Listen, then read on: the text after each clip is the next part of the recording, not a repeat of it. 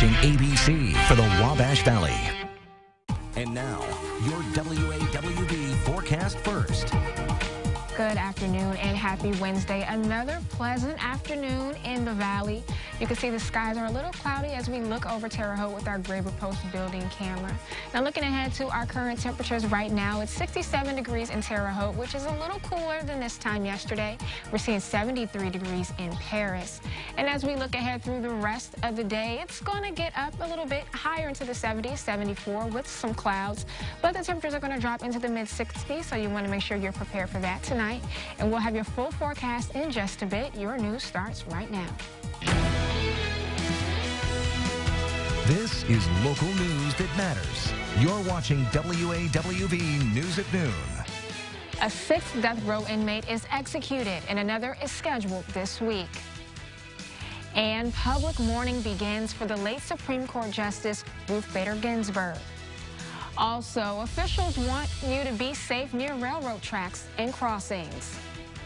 Good afternoon, and thank you for joining us. I'm Taylor Johnson.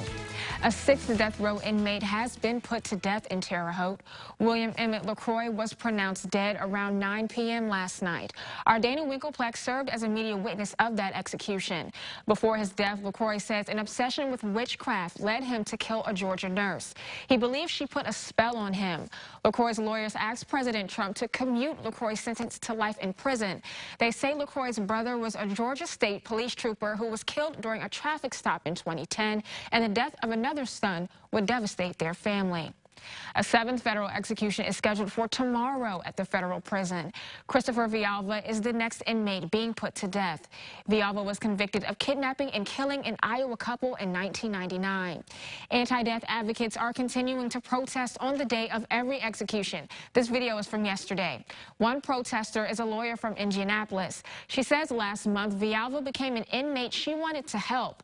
This was after he emailed her sharing appreciation for her work against the death penalty. She says it was important for her to step in and show others his human side. I've gotten dozens of letters from death row inmates talking about Chris and how he's the hope in the hopeless place and he's the light in one of the darkest places in America. He inspires everyone, and they will straight up tell you there are some unrepentant people in here. There are some bad people that we understand why they might be in here, but Christopher is not one of those. Kincaid Eve says she, Villalba, and another partner founded a nonprofit earlier this month. It's called Social Justice Workers Incorporated, and it will be recognized as a 501c3 in Indiana. A death investigation is underway in Terre Haute. Police say they responded to a report of an unresponsive female yesterday afternoon. They say the person was found in the 2000 block of 4th Avenue. Detectives and crime scene technicians are investigating the death. Police Chief Sean Keene says more information will be released as the investigation goes on. And 3 Terre Haute police officers are under investigation after an allegation of improper conduct. It comes after a chase Sunday morning that we first reported earlier this week. The chase ended in the town of Lewis. Chief Sean Keene says the officers are on administrative leave pending the investigation. He also says he's spoken with the Vigo County's prosecutor's office requesting an impartial investigation by an outside agency. The Sullivan County Sheriff's Office is looking for a suspect in a recent burglary. It happened between 4 p.m. on Saturday and 2 p.m. on Sunday in the 500 block of West County Road 300 North. The Sheriff's Office released these photos of the suspect. They say he left the scene in a gray Ford Ranger pickup truck. Investigators have not ruled out that the suspect is Dalton Hood. Authorities have been searching for Hood over the past week.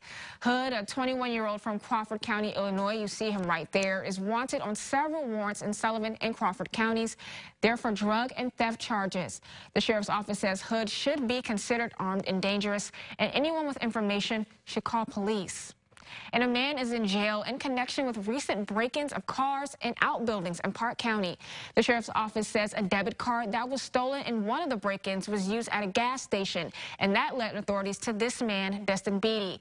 He was taken into custody during a traffic stop in Montezuma. According to the Sheriff's Office, Beatty admitted to stealing items from vehicles. He's now facing several charges.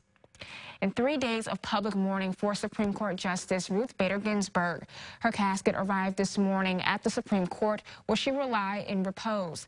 In the meantime, at the White House and on Capitol Hill, the political battle to replace Ginsburg has taken a new step forward, with a key Republican senator now saying he'll consider President Trump's nominee to fill Ginsburg's seat. Kenneth Moten has the details.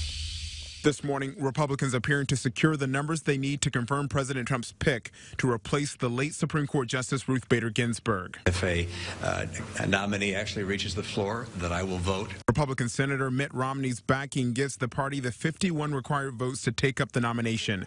Last night in Pennsylvania, the president thanking Romney. Now I'm happy.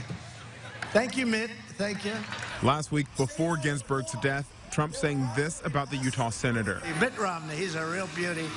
He couldn't get elected dog catcher right now in Utah. Democrats argue there should be no confirmation process to replace Ginsburg yet, because early voting is already underway in some states. If Leader McConnell presses forward, the Republican majority will have stolen 2 Supreme Court seats, 4 years apart, using completely contradictory rationales. Do you understand why many Americans view this as a double standard? We have an obligation under the Constitution, should we choose to take advantage of it, to fill the vacancy, and I assure you that's very likely to happen. And now the focus turning to the frontrunner, federal judge Amy Coney Barrett, a devout Catholic. In 2017, she told senators her religious beliefs would not affect her decisions. It's never appropriate for a judge to impose that judge's personal convictions, whether they derive from faith or anywhere else, on the law. Kenneth Moten, ABC News, New York. You can find continuous coverage of memorial events for Justice Ginsburg by visiting our website, mywawashvalley.com. Governor Eric Holcomb has declared this week as Rail Safety Week. The goal is to keep Hoosiers safe at rail crossings and train tracks. According to Operation Lifesaver, in Indiana, 11 people were killed and 44 people were injured due to railroad crossing crashes. They say Indiana is 4th in the nation for railroad crossing crashes. Due to COVID-19, Rail Safety Week is taking a different approach. Awareness will be spread through videos and other virtual activities. There's also a PSA called Stop Track Tragedies. Rail Safety Week runs until September 27th. And as harvest season begins for some local farmers, so does stressing safety on the roads. Farmers say during harvest, more large farming equipment will be traveling on roadways. Local farmers tell us most of this machinery can only travel around 20 miles per hour. So they say if you're approaching farm equipment, use caution and avoid distractions.